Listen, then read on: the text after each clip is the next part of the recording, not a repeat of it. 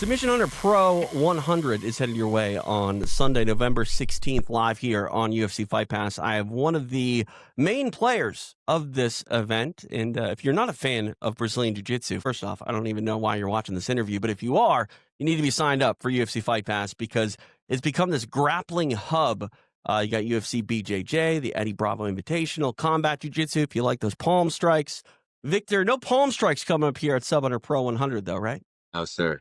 No. But I mean, you're very much dangerous with your jiu-jitsu game. I mean, you train with the boogeyman. You got a black belt under Dean Lister. I would imagine somebody that has put the time on the mat with Dean Lister probably ready for anything that comes their way.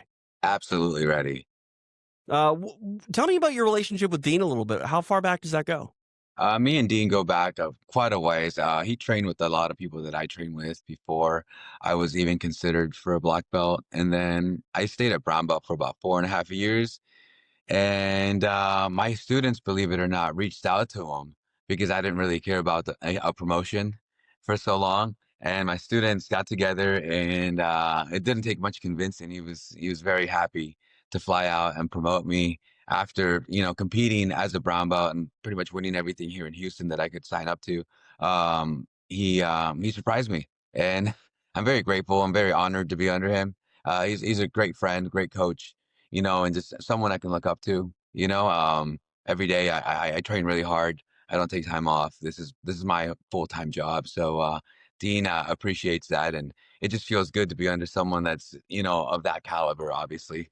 Yeah, no, absolutely. I think, the endorsement of Dean Lister, it says a lot. I've heard, I don't know if this is true or not, but I've heard that of all the belts in the world of jiu-jitsu, brown belt are the least amount because no one really makes it to brown belt without eventually getting to black belt. Like a lot of people Yeah. stop at purple, a lot of people stop at blue. No one really stops at brown belt. Sounds like you weren't even Yeah. allowed to if you wanted to. Yeah, I think if you stop after purple, it's like, what are you doing? That's like the hardest, in my opinion. After that, it's kind of not, I don't want to say smooth sailing, but just you already know what's required of you. Why quit? You know what I mean? The hard part's Yeah. over. You're not getting tapped 24/7 anymore if you're even a half decent purple belt. By brown belt, you should be stomping people out. Yeah, no, 100%. You get the opportunity to try to stomp out Chad Robichaux. What do you know about Chad? He's a very decorated soldier. He's an author. I believe he's a pastor. He's a man of many hats. I'm a man of one. So, I mean, I think it's an exciting match. I think he's a very game opponent, and my hat goes off to him, but I'm gonna do what I do best. Well, let's talk about the matchup a little bit. It's part of the stacked Submission Hunter Pro. Have you done Sub Hunter yet? I haven't. My last match was Third Coast Grappling. I won their title for their super fight against Bill Cooper via heel hook. Bill's a great friend, and Yeah. I wasn't actually supposed to fight him. It was supposed to be my student, but I could sell more tickets, and they booked me instead. But same thing here with Chad. They need someone that can move numbers, and I'm pretty good at that. I have my own gym, the Dark Side, here in Houston, Texas, with multiple affiliates. So I'm packing the house, and it'll be my first time at Sub Hunter Pro. And what better event than the 100th anniversary event? Absolutely. I want to talk about the dark side a little bit because it's pardon the phrase, it's a sexy name for a gym, especially if you want to like attract students, be like, come to the dark side. How many Yeah, times have yeah. you said that? Well, I don't really buy into the name too much, even No? though I know honestly, I didn't even name it. It was a friend a long time ago. It was like, you guys do leg locks, you guys don't wear the gi, you guys are like the dark side of jujitsu. And so I was like, what, it's kind of catchy. So I ran with it. And it's funny because my wife is pretty devoted Christian, and people will stop me at Home Depot. They recognize my logo throughout town, and they'll be like, "Why the dark side?" And I'm like, "It's not what you think. It's not. We're not evil. It's just a name. You know what I mean? We have people from all walks of life there, and it's a name that stuck. And like you said, it's catchy. It's good for business. But yeah, I like it. It's short, it's sweet, and people remember it. No, absolutely. You and I were talking earlier. I guess you want to call it maybe a pre-interview. But last time I was in Texas, I was calling the Eddie Bravo Invitational, and Yeah, a kid named Landon Elmore stomped yeah, everybody out under he's 4 minutes. And that's freaking good. I think he's the youngest one to ever win Yeah. EBI. Tell me about your relationship and your history with Landon. Landon came to me a few years ago. with zero leg lock knowledge, and he had been training in the gi for a little bit of time. I met him through a student of mine named Alex Miller, who recommended him visiting Darkside because he wanted to get into sub only and competition no gi grappling versus the traditional stuff. And of course, he ended up, at my gym, and we took a liking to him. He was a homeschooled kid, so he was able to train in the mornings and in the evenings. That counts for a lot, and the kid never complains. He's a hard worker, as humble as can be, comes from a great family. Both mother and father are so devoted to his craft that there was no way but upwards for him. And I knew that. And something happened, and he ended up moving to Austin. I was able to corner him one last time in Austin. I asked him what gym he wanted to be a part of, and you know, he hesitantly said Roca and New Wave. I'm like, so what's the problem? He's like, well, it's invite only. And so I was able to connect them with Gary Tonin, who's a really good friend of mine, and he was there alongside Donaher. And I asked him for a favor. I asked him if he could take Landon under his wing, and well, you guys know what happened. Yeah. He's a monster, and a good one at that. He's a great kid. I'm very happy for his newfound success, and he was successful with us too. He won several titles locally with us before, but man, I know the sky's the limit, and everyone in his weight class better step it up because that kid is coming for everything.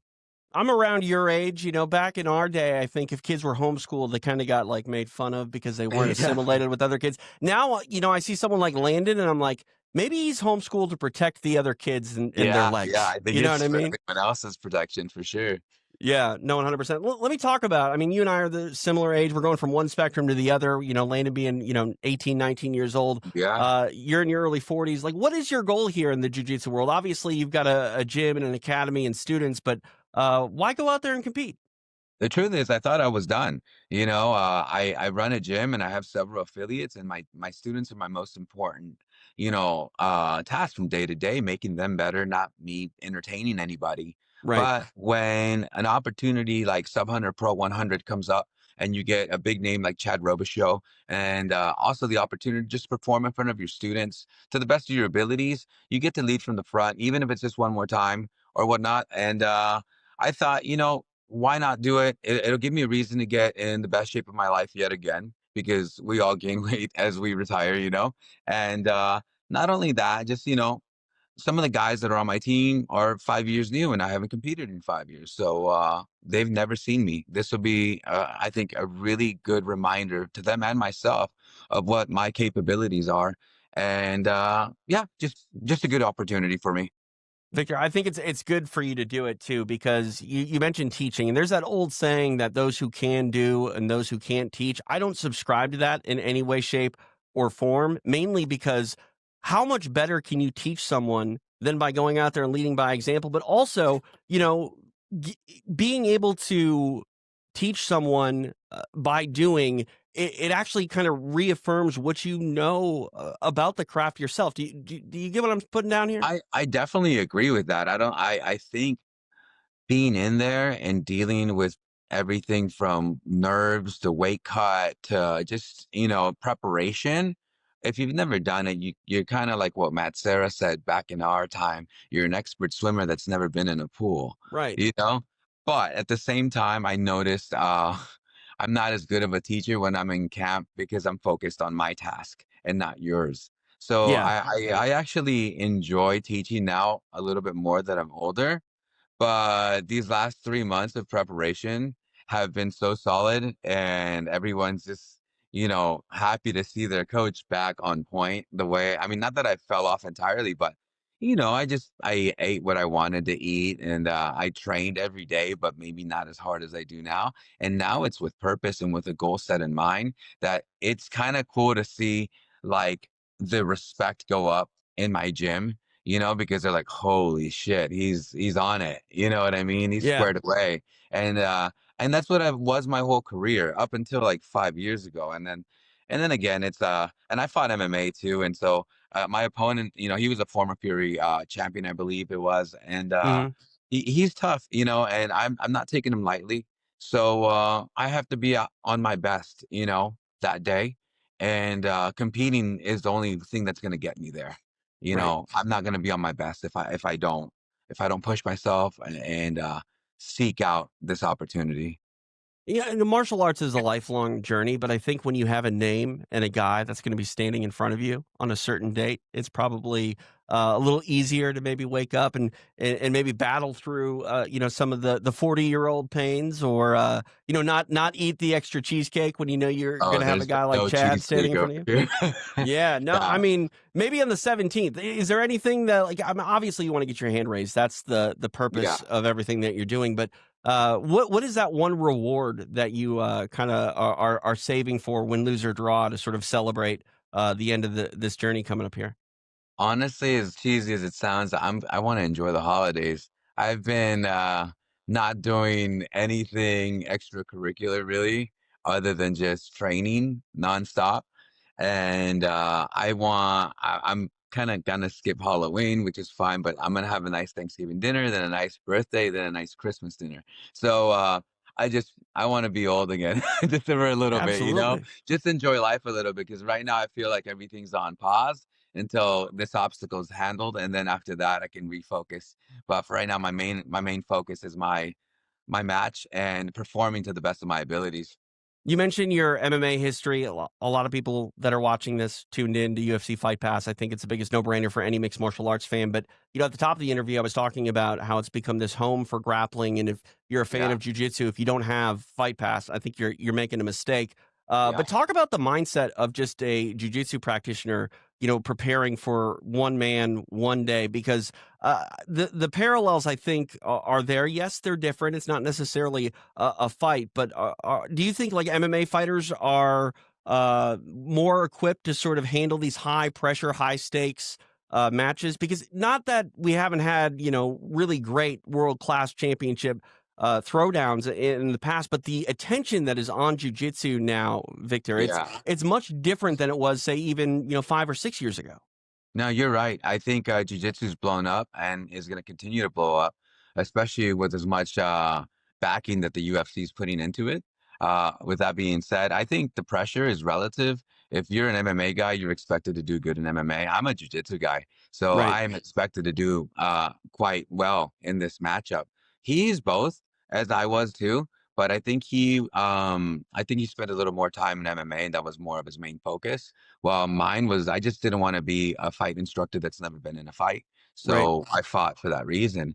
And as far as preparation for this and where I see it going, it's gonna be a hard battle for both of us. But I see myself pressing the pace a little bit more than he would be comfortable with, in my opinion. I've seen his matches. He's always actually the aggressor in the matches, but I think it's because he's also fought other guys that are MMA based. You know what I mean? Right. Not just a jiu-jitsu guy. So I mean, you saw how Landon did Bryce, right? Yeah. So it's Yeah. a different world, and it's my world. So Hey, it's gonna be fun.